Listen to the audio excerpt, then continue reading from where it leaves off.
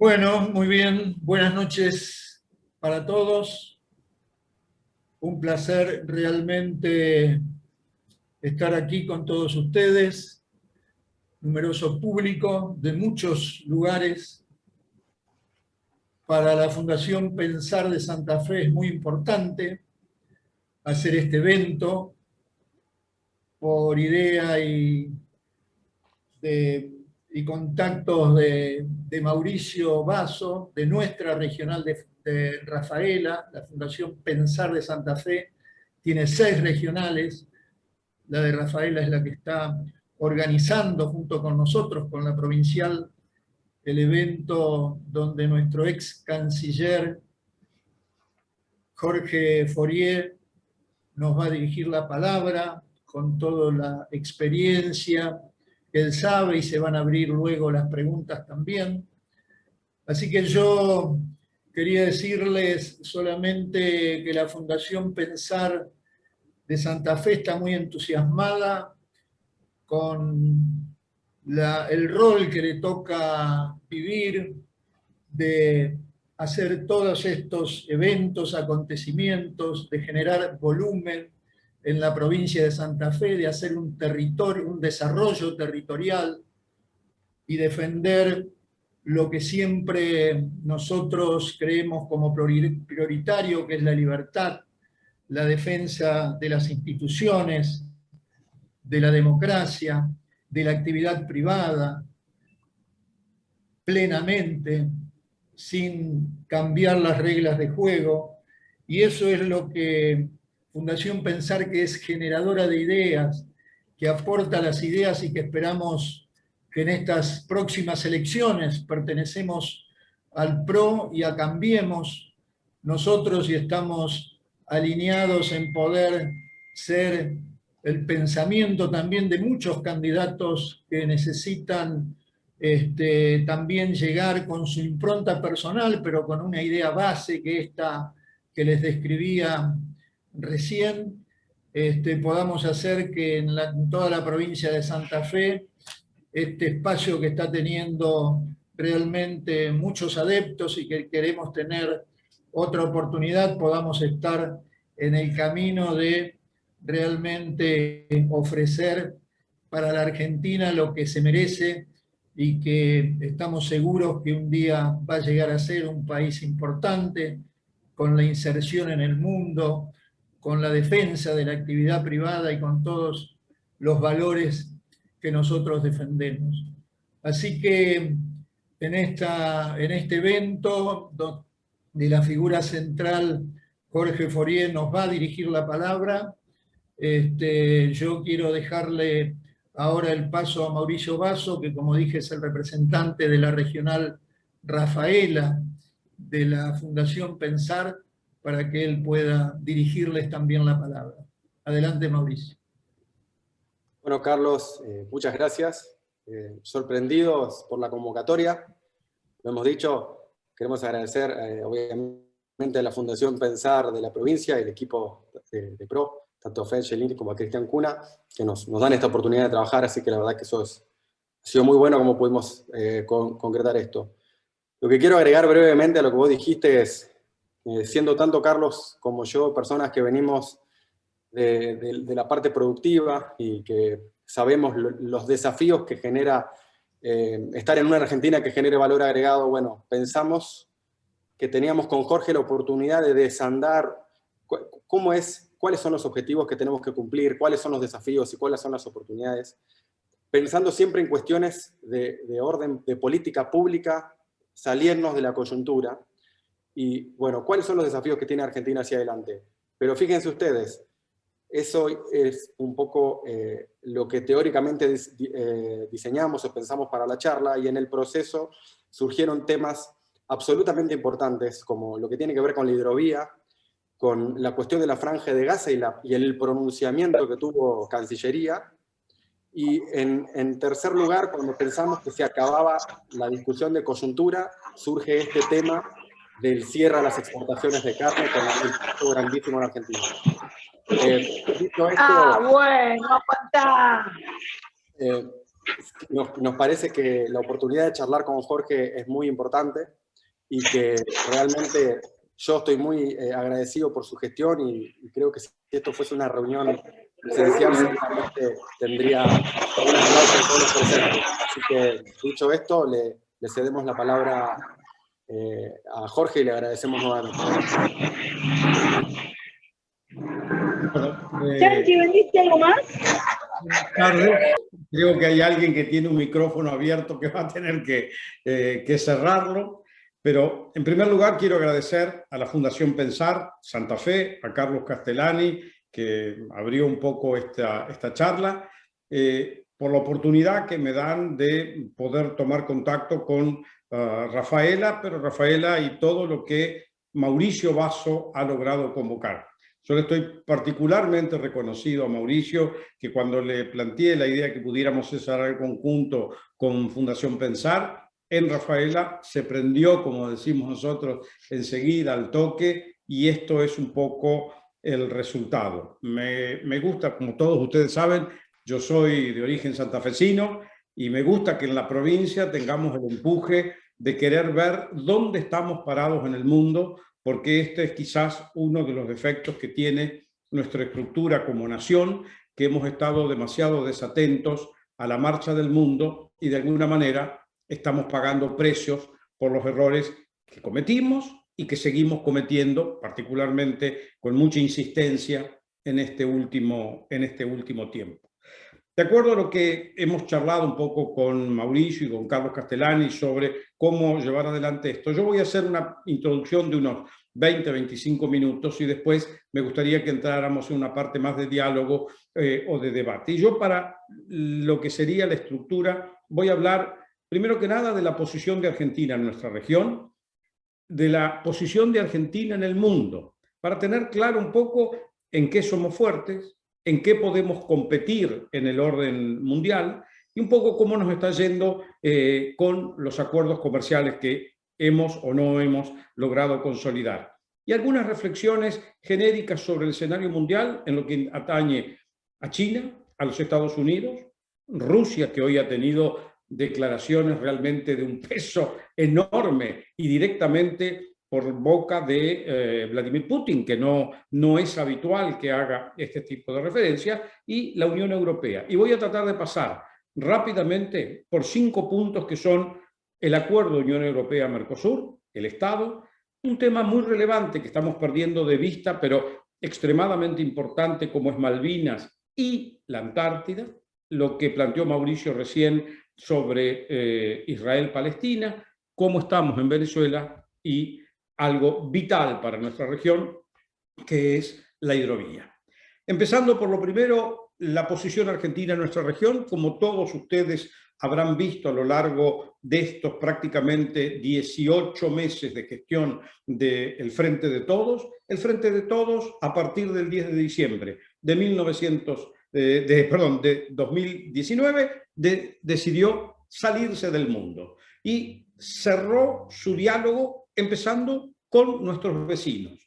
Ni bien empezó el gobierno, la primera manifestación fue que en lo que relacionaba al acuerdo Unión Europea-Mercosur queríamos renegociarlo, con lo cual, primero que nada, sin avisarle a nuestros socios, les causamos un impacto extraordinario, porque habían venido 4 años de gestión de la presidencia Macri, que Argentina había sido prácticamente un motor de la integración dentro del Mercosur, y de golpe, sin aviso, decimos que nosotros no nos interesa o que queremos cambiar. Primero, sorprendimos a nuestros socios. Segundo, de la Unión Europea mandaron a avisar que lo negociado no era para cambiar, que era cuestión de ver si había algún punto que había quedado pendiente, que podía tener, pero que no era una reapertura de negociación. Tras cartón, Argentina avisó que no quería seguir en la agenda de relacionamiento externo Mercosur, que es una forma de pararse al mundo. No es solamente el Mercosur, sino no queríamos tener el diálogo con Canadá, no lo queríamos tener con Singapur, no lo queríamos tener con Corea,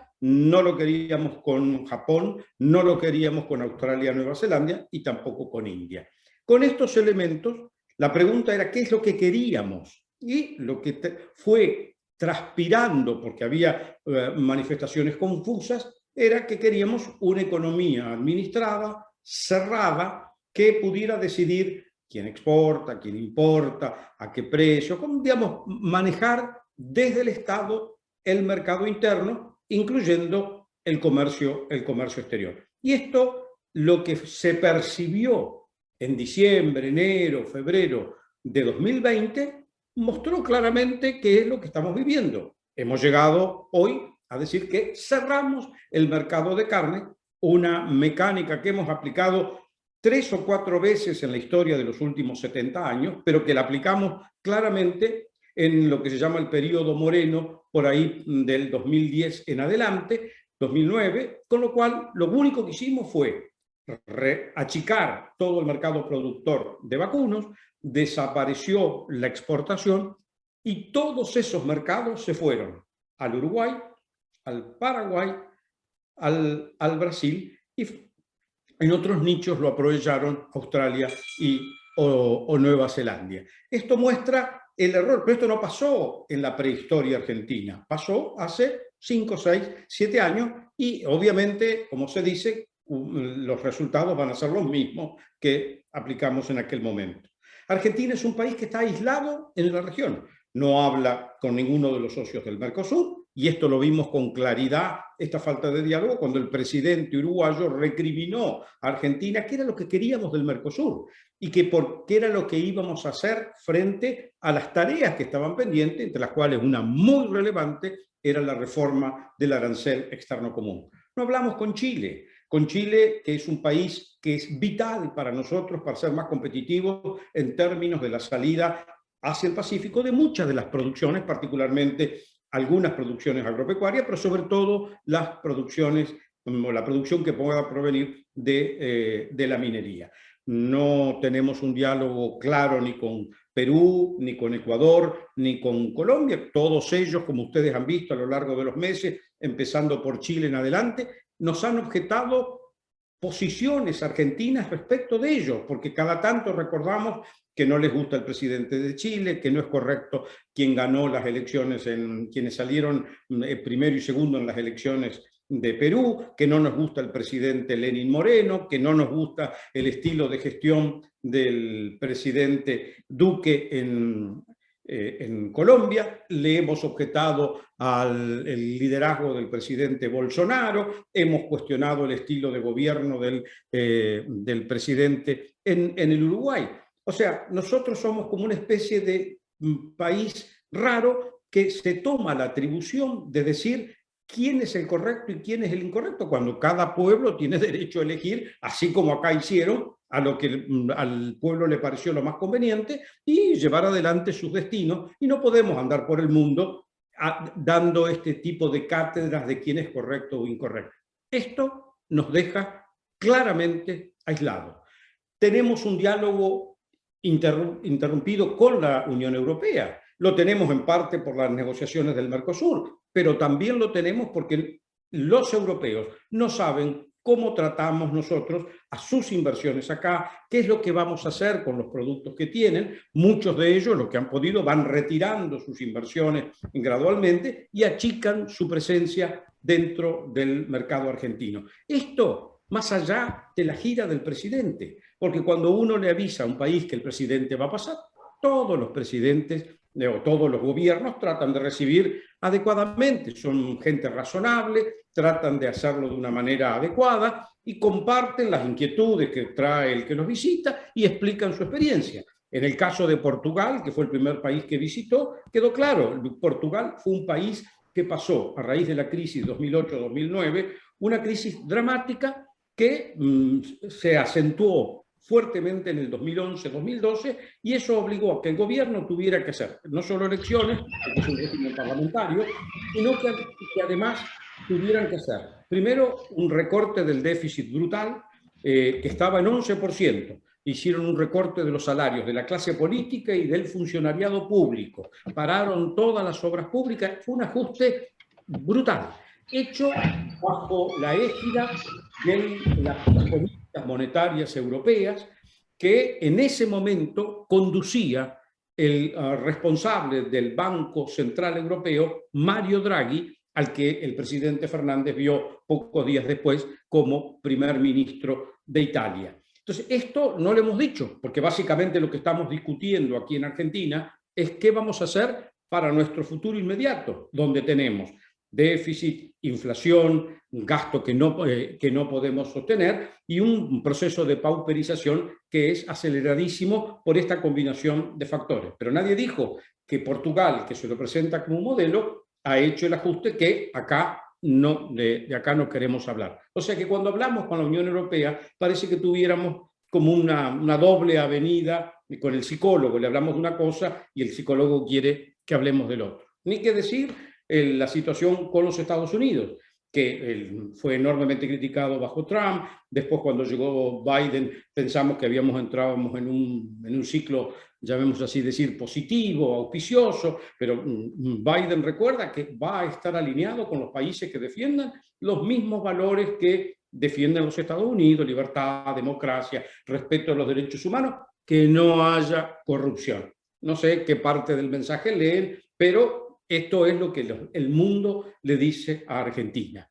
Esto se traduce después también en cuál es la percepción que tienen de Argentina los que están por fuera de la región, porque los que están dentro de la región, o sea, nuestros vecinos, ya nos conocen un poco y de algún modo están no están preparados, pero acostumbrados sí a que cada tanto cambiemos de posición y lo cambiemos de una manera prácticamente copernicana.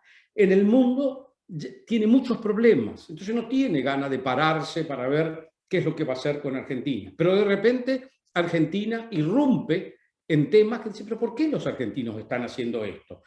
Este caso lo puedo usar con la situación de Palestina-Israel, donde nosotros no somos un actor protagónico, es un conflicto que tiene, como bien se dice permanentemente, raíces cuasi bíblicas, pero que tiene 75, 80 años de una historia extraordinariamente complicada, con intereses muy cruzados, donde actúan las grandes potencias, donde Argentina sí tenía algo que decir, porque no es, como se refiere, un actor relevante a los efectos del conflicto, era hacer un llamamiento al entendimiento, al equilibrio, que no se usara la fuerza de manera indebida por ambas partes, que hubiera una mesa de negociación. Nosotros salimos con un comunicado complejo desde el punto de vista porque nunca se entendió bien quién lo redactó o cómo lo redactaron. Mezclamos algunas declaraciones del secretario general de Naciones Unidas, no de las Naciones Unidas, que habla raramente porque tiene que ser un acuerdo de varios países para que haya una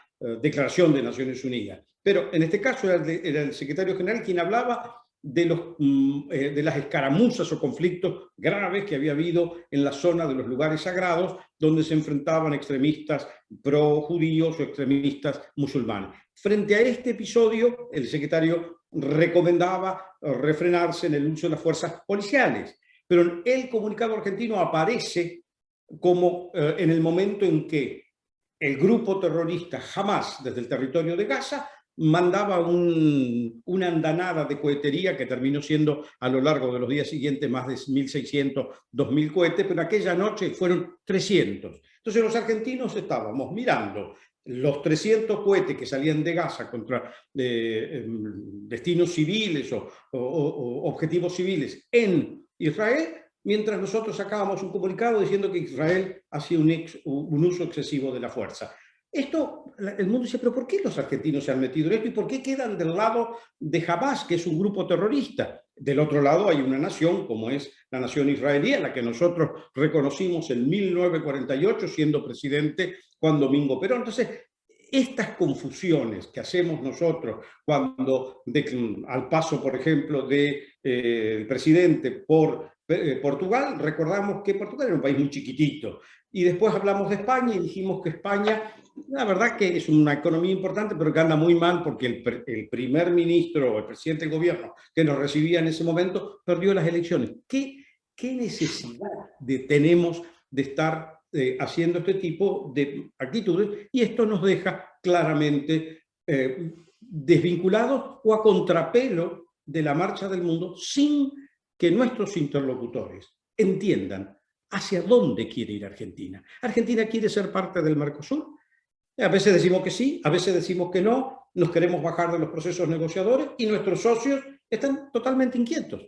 En el Mercosur tenemos un tema que es fundamental, pero no solo por el Mercosur, sino porque esto determina cuál es la situación de nuestras exportaciones e importaciones, que es el arancel aduanero, que tenemos un arancel aduanero común, porque es el hecho por los 4 países en virtud de los acuerdos que determinaron la creación del Mercosur como una unión aduanera con una zona de libre comercio entre nosotros. Hoy no se sabe si vamos a querer rebajar en algunos sectores, en otros.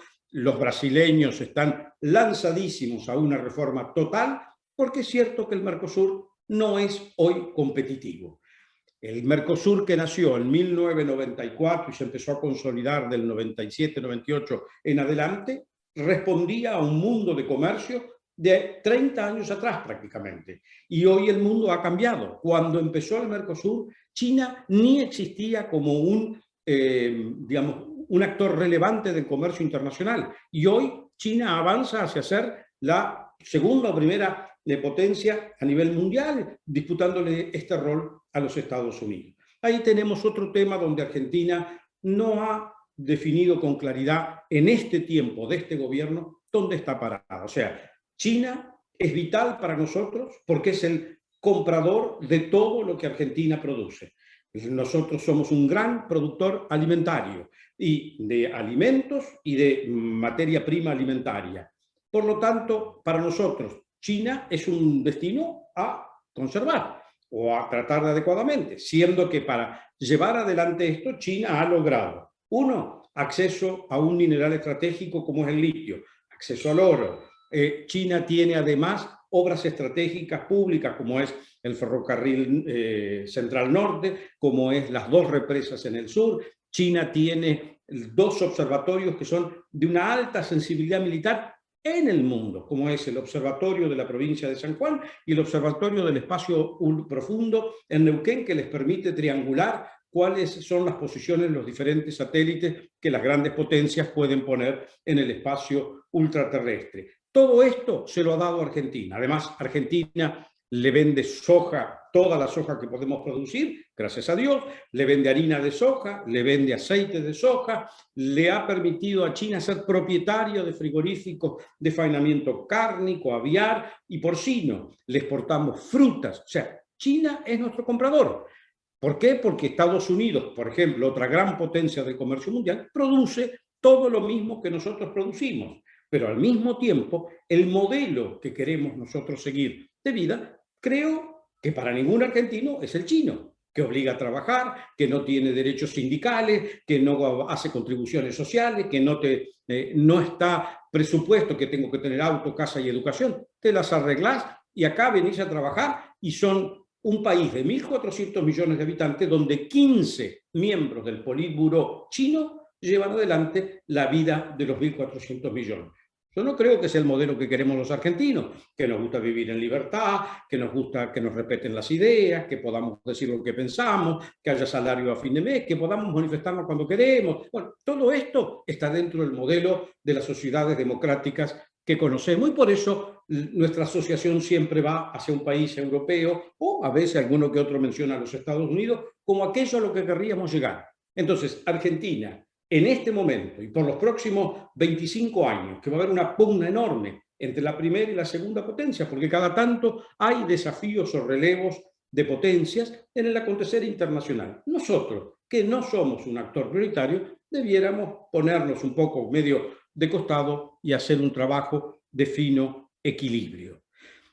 En los otros temas que yo he ido mencionando, a ver, hay algo, hablé ya de lo de Israel-Palestina, podemos volver un poquito sobre el acuerdo Unión Europea-Mercosur, porque acá en este momento hay una discusión muy de fondo sobre el tema arancelario. Y esto es vital para el futuro de nuestra estructura productiva y de nuestras exportaciones, a las que obviamente, a pesar de que decimos, y sobre todo el equipo de Guzmán repite que tenemos que tener más exportaciones para que podamos tener más ingresos de divisas, para con eso sanear la situación y reducir el déficit, hay otro sector del gobierno que se encarga de adoptar medidas que precisamente van en un sentido absolutamente contrario, como el que acaban de dar por el hecho de que la carne les entienden que está alta como fruto de la capacidad exportadora que tiene Argentina.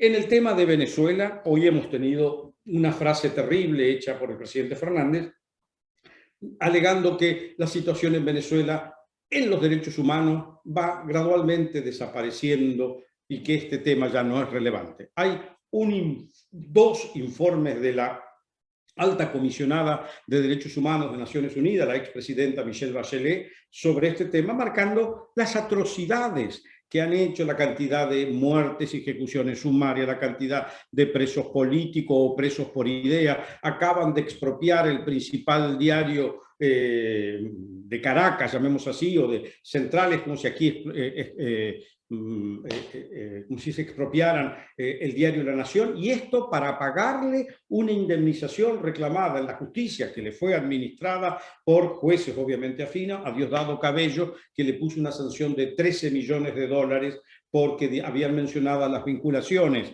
que tiene Diosdado Cabello con el narcotráfico internacional, lo que está relevado por todos los organismos que trabajan con temas de drogas a nivel internacional, que ven la conexión a un sector del ejército venezolano que está controlado por Diosdado Cabello y donde algunos hijos o parientes de Maduro fueron detenidos por temas de droga en un ingreso, llamemos así, naif, que hicieron dentro de los Estados Unidos. Este tema de Venezuela es una tragedia, porque Venezuela es una nación que ayudó a Argentina cuando acá no había libertad. Y nosotros ahora no somos capaces de pedir la recuperación de la democracia, no somos capaces de pedir que haya elecciones libres, que haya elecciones con veedores internacionales y que de esas elecciones participen todos los representantes políticos, los que están en el exilio, los que están en la cárcel y los otros que todavía quedan dentro de Venezuela. Pero eso para el actual gobierno no es posible porque de algún modo transgrede un compromiso que sigue este eje raro al cual hemos adscrito de Bolivia, Venezuela, Cuba, el Grupo de Puebla. Grupo de Puebla que a pesar que lleva el nombre de una localidad mexicana, los mexicanos no se compran nada más allá de lo que pueda ser lo que se llama en inglés un servicio de boca o un lip service. Y a partir de ahí abrimos en una deriva que nos vincula con Irán, con Turquía, con Rusia. Hoy el presidente ruso valoró altísimamente la asociación estratégica con Argentina. Nos han pedido hacer una central nuclear con una tecnología que no está en Argentina, y Argentina tiene un desarrollo nuclear propio que le permitiría tener otras centrales nucleares si fuera necesaria. Muchas veces lo que no tenemos es el capital para desarrollarla, pero acá hay centrales nucleares. Desde el año 66, 67, tenemos 3 centrales nucleares hechas con nuestra propia tecnología, siguiendo un modelo alterado o modificado de un programa canadiense. Sin embargo, tenemos compromisos para una central nuclear con China, y ahora hemos entrado con la idea de que tendríamos que tener una central nuclear con Rusia, siendo que los chinos creo que dejarían que la operáramos nosotros, los rusos, por regla, este tipo de centrales nucleares solo lo operan ellos. En el caso de Malvinas, todos conocen, es una causa absolutamente nacional, pero ahora hay un hecho sumamente relevante. El hecho relevante es que el Reino Unido ha decidido crear una base de apoyo para todo lo que es la labor antártica, que es el rol que le debiera caber si hubiéramos trabajado a Tierra del Fuego. Pero la verdad que las sucesivas administraciones de peronismo Frente de Todos en Tierra del Fuego no han sido ni dinámicas, ni han trabajado con el sector portuario, ni han trabajado con sus propios recursos del municipio de Ushuaia, y este proyecto de que Ushuaia sea un punto de apoyo a la labor antártica y al turismo antártico nunca prospera, y esto ya tiene más de 15, 20 años. Mientras tanto, Chile ha desarrollado Puerto Williams como ese puerto posible y lo está haciendo con mucha eficacia, pero ahora entra el Reino Unido.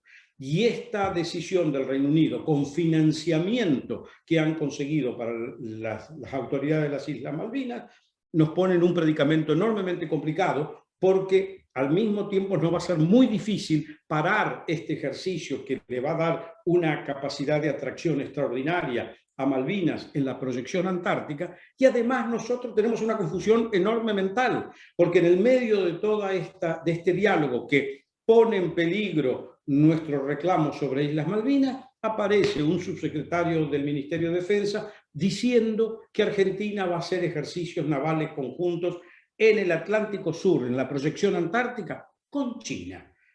A ver, los chinos están en el mar de China, nosotros estamos acá en el fin del Atlántico Sur. Es un delirio porque esto paró las antenas de las grandes potencias.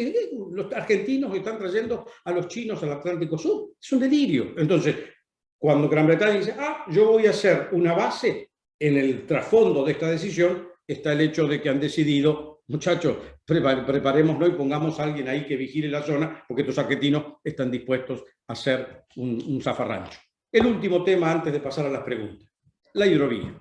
La hidrovía ha venido medio como surgiendo a la opinión pública solo en los últimos meses. La hidrovía es la yugular de las exportaciones argentinas. Y los que estamos acá, esencialmente, somos santafesinos.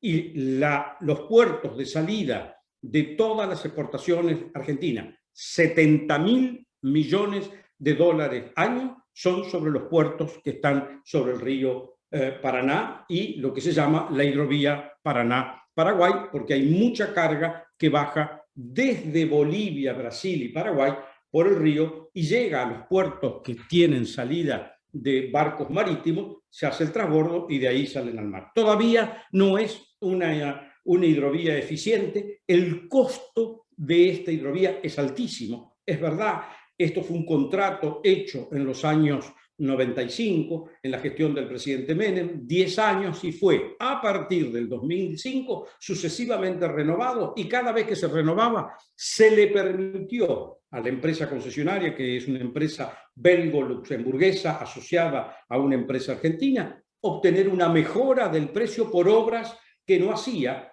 particularmente en las últimas renovaciones, que son las que expiraron el 30 de abril, era que tenían que hacer una labor de dragado y mantenimiento aguas arriba del puerto de Santa Fe. Pero ¿qué es lo que tiene de atracción la hidrovía para esta discusión? La hidrovía genera 300 millones de dólares de caja por el cobro del peaje que percibe la empresa para las obras que tiene que hacer de dragado o mantenimiento, que en este momento están en aproximadamente dragar a 38 pies y podrían ser hasta 40 pies. Vitales para la salida de nuestra exportación hacia los destinos marítimos y cuyo abaratamiento contribuiría enormemente a mejorar la performance exportadora.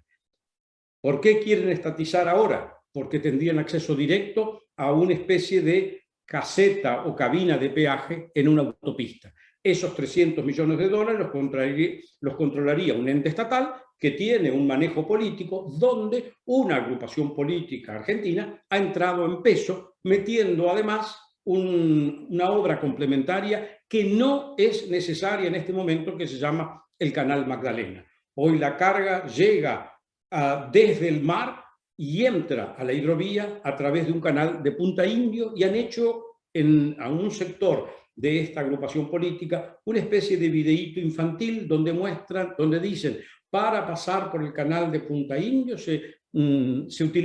hay que demorar 15 días. Mentira, el paso por el canal de Punta Indio son 8 horas y con eso se entra a la hidrovía, que puede ser hacia la hidrovía Paraguay-Paraná o entrar al río Uruguay, que también tiene puertos que deberíamos potenciar. Pero lo que interesa es meter mano en esto y con ese canal Magdalena que plantean como alternativa al canal de Punta Indio, lo que se justifica o legitima es la activa participación de la provincia de Buenos Aires y entonces la provincia de Buenos Aires empieza a tener mano en un tema en el cual realmente Santa Fe debiera tener un papel protagónico junto con Entre Ríos, también Córdoba, que es quien saca gran parte de sus exportaciones, al igual que Mendoza, y preocuparse mucho más Chaco y Formosa, al igual que Corrientes y Misiones, por la sustentabilidad de la navegabilidad fluvial, que tiene enormes problemas, que está vinculada a la droga, pero no necesito para esto darla a una empresa de Estado, porque vamos a repetir lo que ya hicimos con YPF, lo que ya hicimos con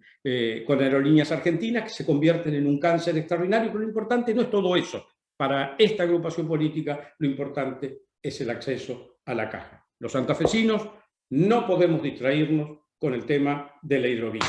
Y ahora, Mauricio, quedo a tu disposición para las preguntas. Me fui un poquitito, pero disculpa. Jorge, sin palabras, porque tomé nota, obviamente, de lo que íbamos conversando, y la verdad que tocaste 10 temas, 15 temas con una claridad espectacular y sobre todo que muestran la complejidad de nuestra relación de política, digamos, internacional, ¿no? De relacionamiento que tiene Argentina y las torpezas que se cometen, como el caso de China y los ejercicios en nuestro hemisferio y en nuestro rincón del mundo, ¿no? Lo que le quiero aclarar a los participantes es que la verdad se anotó muchísima gente y nos llegaron más de 100 preguntas, entonces las fuimos agrupando en 4 que básicamente contenían la mayoría de las intenciones de esas 100 preguntas. La primera es, ¿cómo entendés vos que Argentina estamos donde estamos? Está clarísimo. ¿Cómo se hace Argentina creíble al mundo en este contexto? ¿Y qué credibilidad nos cuesta esta alianza con Irán, Venezuela, China, Rusia? ¿Y cómo hacemos para ser creíbles? La verdad que es una tarea en este momento muy difícil. No nos engañemos. Para poder ser creíbles afuera, tenemos que ser creíbles para nosotros mismos. Esto es lo mismo que tener un amigo drogadicto. El drogadicto te dice, yo estoy bien, ya salí, yo ya me arreglé, yo ahora me porto. Pero vos sabés en el fondo que lo ves consumiendo y te das cuenta que él no está bien. No vale la pena que Argentina diga yo soy un país con sentido democrático, que respeto las libertades, si después hacemos medidas como la que acabamos de hacer de aniquilar de un plumazo la exportación de carne. Y así por delante. Entonces, la credibilidad se gana, primero que nada, con seriedad hacia adentro. El mundo no cree que Argentina sea un país trabajador. Sabe que es un país que da mucha ayuda social y que esta ayuda social ha, de algún modo, desvirtuado el ciclo de que el trabajo es bueno. ¿Por qué? Porque se prefiere recibir un cheque. Tenemos toda una estructura sindical que ha operado en contra de la eficiencia del sector productivo. Tenemos una estructura impositiva que desalienta la inversión en la productividad. Entonces, con estos elementos, el mundo no es que está desinformado de Argentina. No es como hacen creer o quieren hacer creer algunos expositores del actual gobierno que dicen, no, es la prensa que con intereses sesgados mal informan. No, en el mundo hoy la información disponible está al toque de un botón. Y estando al toque de un botón, todo el mundo sabe qué es lo que está haciendo Argentina. Y eso no es creíble hacia adentro, porque nosotros mismos decimos, estamos tomando malas medidas que nos van a llevar al mismo lugar de donde ya tuvimos 4, 5, 15 años atrás. Ergo, el de afuera no me puede creer. Por lo tanto, esto requiere que hagamos un ejercicio adentro y que, lo más importante, que digamos a dónde queremos ir. Porque tampoco creo que ni Bolivia, ni Venezuela, ni Cuba, ni otros potenciales socios, Turquía, lo que fuera, estén muy seguros de dónde estamos parados. Porque un día vamos para un lado y un día vamos para el otro. Ustedes piensen que a lo largo de los 70 años de la Revolución Cubana, los líderes cubanos, que prácticamente han sido lo mismo desde el inicio hasta hace unos meses que se fue Raúl Castro, han recibido todo tipo de argentinos. Los que le venían a cobrar la deuda, los que le venían a perdonar la deuda, los que le llevaban la fábrica de Renault, pero después le querían cobrar lo que habíamos hecho en el sector agropecuario, los que le pedíamos el voto para Malvinas, pero después decíamos que Cuba era una dictadura comunista. Entonces, el mundo dice, déjenlos parados ahí. Cuando ellos sepan a dónde ellos van, veremos cómo vamos con ellos o no. Clarísimo, me preocupa mucho que la percepción que vos dijiste realmente se está consolidando y se está dejando de lado eso del talento argentino y de los recursos argentinos por esto de son un pueblo que es una contradicción y sin contradicción y en contradicción no hay seguridad jurídica y sin seguridad jurídica, como dijiste vos, todos empezarán a retirarse gradualmente y a empezar a controlar sus riesgos en las relaciones con Argentina. A ver, Mauricio, perdóname un pequeño comentario. Argentina es el único país de América Latina que tiene 5 o 6 unicornios en nuevas tecnologías que demostrarían que hay capacidad de tener un desarrollo de punta en los nuevos segmentos. Sin embargo, de estos nuevos emprendimientos los castigamos de toda manera, a punto tal que ya 2 de ellos se han ido fuera de Argentina. ¿Por qué? Porque no se puede evolucionar y crecer. La ironía con Marcos Galperín, Sí. con la 8ª mejor empresa para trabajar en el mundo, con un crecimiento que ha sido recomendada ahora por una de las consultoras más grandes como una inversión para este año por lo que tiene proyectado crecer, y que acá Sí, lo perseguimos. Ahora radicado en Uruguay. Acá es perseguido como la mazorca. Y al mismo tiempo, la persecución a un emprendimiento como el de Galperín tiene que ver con esto que a Galperín no lo controlo. En cambio, si yo hago con el dedito como quiere Moreno y los sucedáneos de Moreno, es eso lo que ellos quieren. Aunque esto signifique el fin, porque yo tengo que durar 3, 4 años, después veo. Esta imprevisibilidad o esta imprevisión con fines de sustentación política es lo que caracteriza a las autocracias, que después de un tiempo siempre terminan cayendo, pero en el entretanto se llevan a toda una nación y todos los sueños de una generación. En ese orden de ideas viene la siguiente pregunta, que es una pregunta de corte más humano, más social que técnico, ¿no? Pero vos, por tu rol y por tu roce, estás en condiciones de darnos una respuesta. Varios nos preguntaron cuáles serían las razones para que jóvenes y familias dentro de los próximos 5 años no se vayan en busca de aquellas oportunidades que no están en nuestro país. A ver, yo creo que primero que nada tienen que ver con lo que estén haciendo vital o productivamente. Hay algunos sectores que tienen alguna viabilidad, a pesar de que las condiciones objetivas que ha creado la actual administración sean malas. Entonces hay que luchar para revertir estas condiciones. La verdad que tenemos por delante un proceso eleccionario que está en 4 o 5 meses y va a ser un proceso eleccionario definitorio sobre qué tipo de nación o de país o de sociedad queremos ser. Si queremos tener libertad o no, si queremos respetar instituciones o no, si queremos que haya algo que nos permita tener la idea de que vamos a recuperarnos. El modelo que ellos nos plantean, la alternativa a lo que defiende Juntos por el Cambio, es un Estado autocrático, centralizado, donde los derechos los decide el tope de la pirámide, que, como todos conocen, es una pirámide que tiene arriba 1, 2 o 3 dirigentes que van cambiando según las circunstancias. Pero esto es lo que tenemos que tener en cuenta, aquello que dice, ¿me quedo o me voy? No es fácil irse afuera, insertarse en otro país es dificilísimo. Yo he vivido, por razones de mi profesión, en unos cuantos países a lo largo de 40 y tantos años de carrera. Y llegando como llegamos los diplomáticos, todos acolchaditos y con todas las condiciones fáciles de ir a trabajar en algo que es como una sucursal de Argentina en el exterior, sin embargo no es fácil. Imagínense lo que es irte con tu familia y empezar de cero en un nuevo lugar. O empezar como un joven, de cero en un nuevo lugar. Si tenés algunos elementos de formación o profesión que te permitan, en una de esas te sale bien, pero no es fácil. Por lo tanto, también tiene que ver con la generación. En mi generación no estamos sino ya obligados a tratar de mejorar esto. Hay gente muy, muy joven, como algunos de los que veo en pantalla, que quizás si se lo plantean así, podrían hacerlo. Muy bien, sí. El desafío de este año es indiscutible. El proceso eleccionario que enfrentamos nos puede dar un respiro como el que yo, yo sentí un respiro, un alivio, como si ganásemos estas elecciones. Creo que sentiría el mismo alivio que sentí cuando presentaste el acuerdo que se había logrado, cuando Argentina tuvo el G20. O sea, no vamos de punto siempre. Puede estar Xi Jinping, Trump y Putin en Argentina. Es una locura lo que pasó de bueno, y bueno, después no nos acompañó por ahí el resultado, pero realmente eso me mostró que es posible, que no estamos en el fondo, todavía se puede.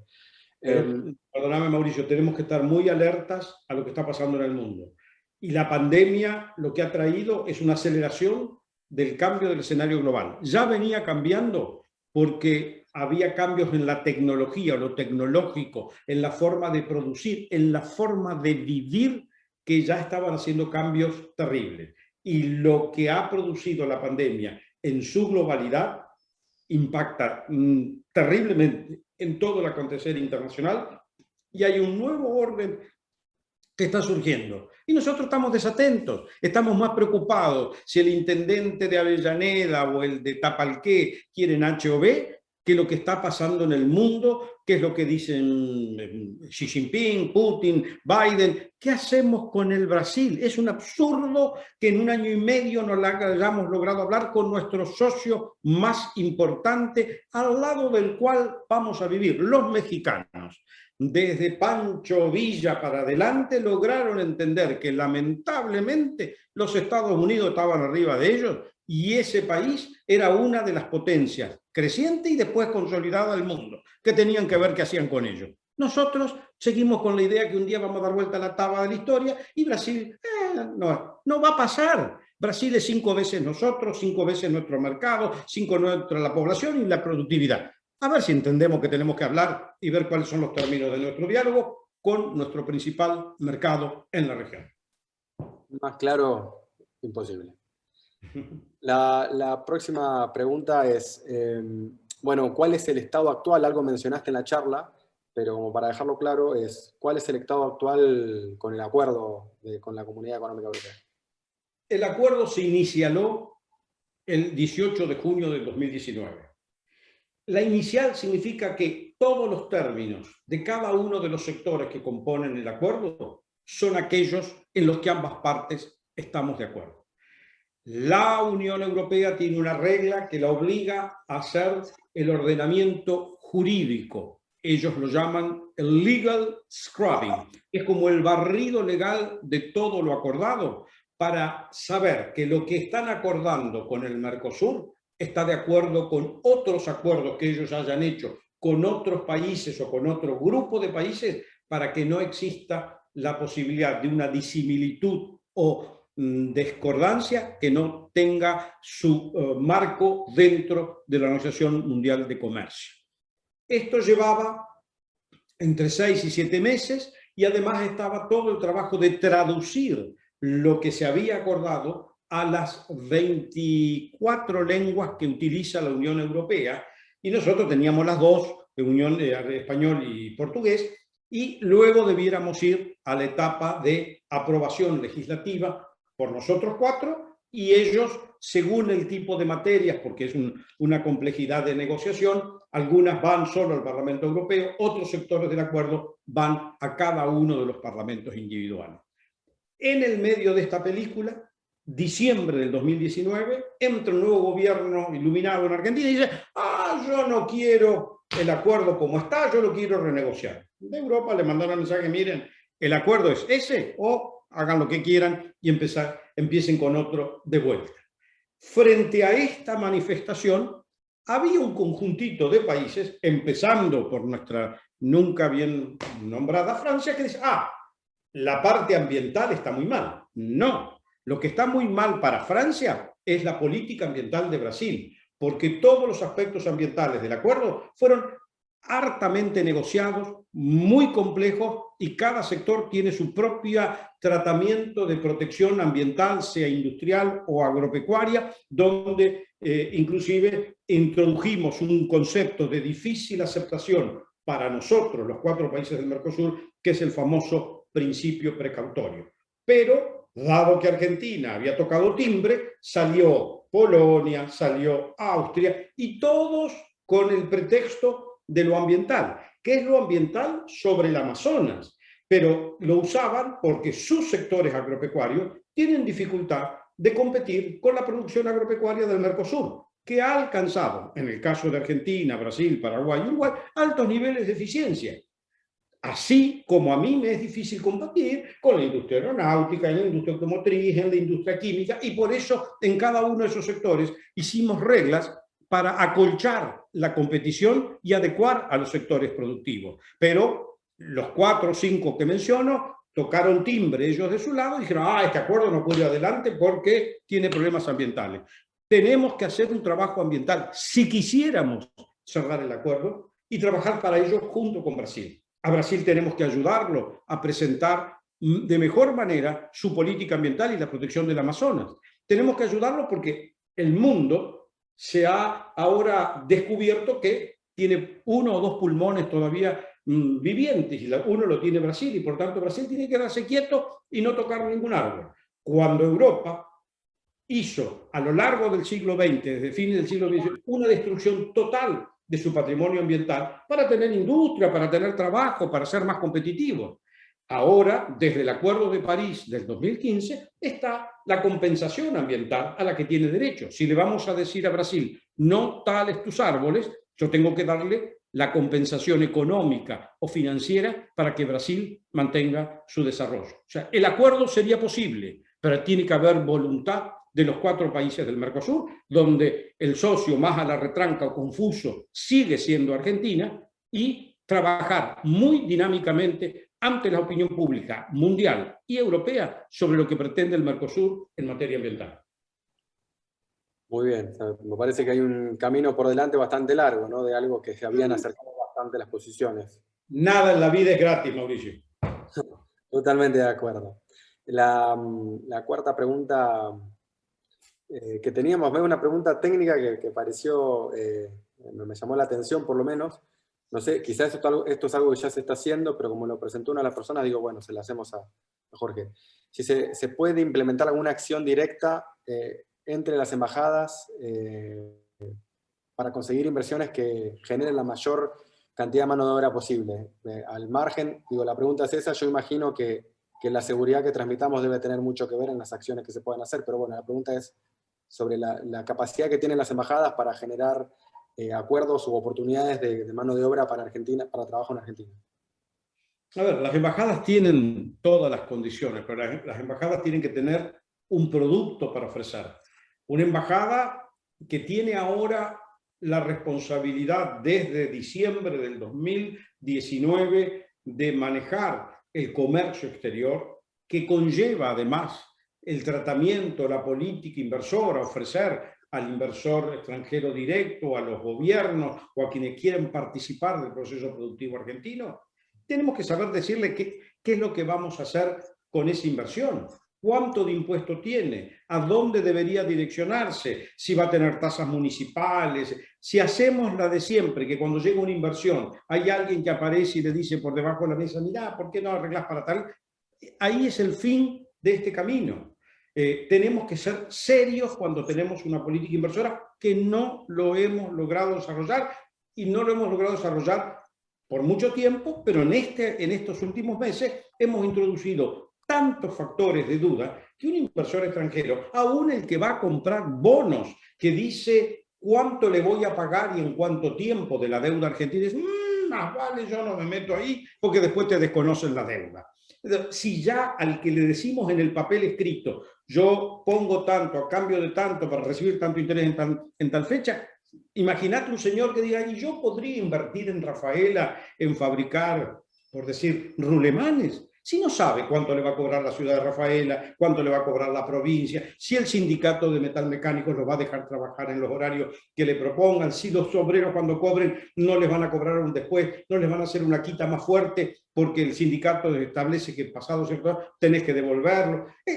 Todo esto es vital para lograr inversiones. Pero además, las embajadas hoy son uno de los cuerpos más inermes que tiene la estructura del Estado argentino. No salen instrucciones del ministerio hacia las embajadas. Por lo tanto, las embajadas están, si tienen un teléfono celular de algún colega en Buenos Aires, lo llaman y dicen, che, ¿qué hacemos con tal cosa? Pero no les gusta que les pregunten por cable. O sea, las embajadas son como dedos que están en el mundo, quietitos, esperando algo, pero nada va a pasar. Y con noticias como la de hoy, de que cortamos las exportaciones de carne, ¿quién va a querer invertir en un sector exportador? Si sabes, si mañana me cortan a mí la plata que yo puse y lo que yo produje no puede salir. Salvo que tengas el respaldo de una nación como China, como Rusia, como Cuba, que decir, no, esto acá no se hace, y automáticamente cambia. Pero si sos Francia, si sos Italia o los propios Estados Unidos, puede que te toque algún cuchillito y se acabe esto. Si a la empresa de rulemanes que quiere venir a Rafaela le prohíben después la exportación porque los rulemanes son estratégicos, se va a encontrar en un brete. Y sumale a eso que después hay que ver qué dólar te toman, cómo te dejan usar tu capitalización, es un desastre. Para buscar inversiones tenemos que resolver todo lo interno previamente, porque si no... Nos quedó mirar hacia adentro, el concepto de la primera respuesta a tu pregunta. Sí, la última, y después ya le pasamos a Carlos para que haga el cierre.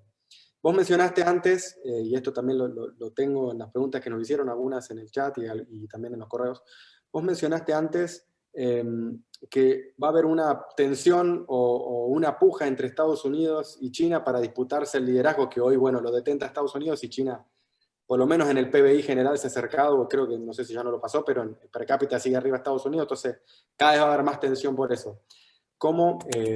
La pregunta sería, ¿cómo ves vos el futuro de las relaciones internacionales cuando ya que ya lo está liderando un binomio, ¿no? ¿Cuál es el escenario que vos ves en tu cabeza en eso y cómo nos impacta a nosotros?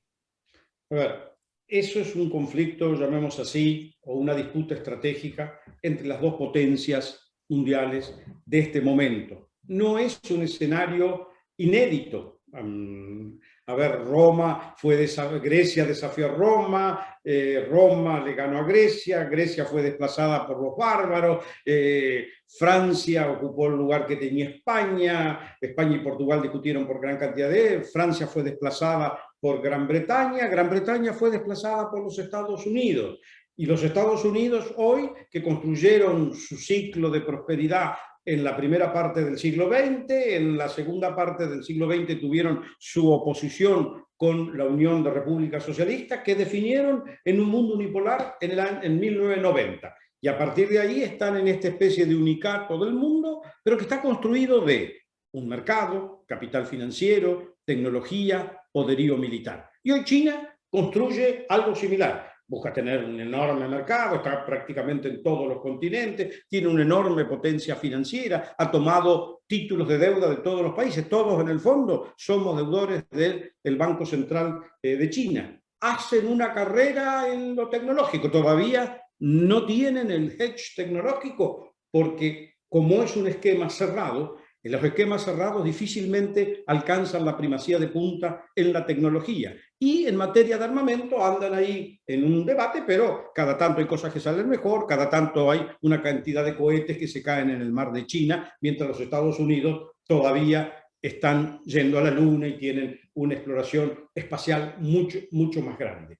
¿Qué quiero decir con esto? ¿Dónde está el hedge del nuevo mundo en formación? Lo tienen los que dominen la tecnología. Y ahí Argentina tiene capacidad, no de ser la gran potencia tecnológica, pero sí de contribuir a desarrollos tecnológicos que nos den una mayor virtualidad.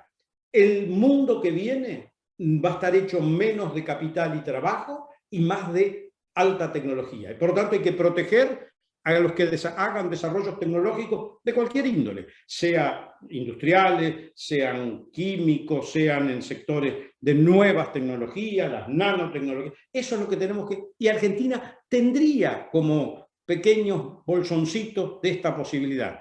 Pero, como hemos hablado antes, cada vez que alguien saca la cabeza, la decapitamos, porque si no lo decapito, no lo controlo. Y si no lo controlo, no mantengo esta autocracia que este gobierno desea para Argentina.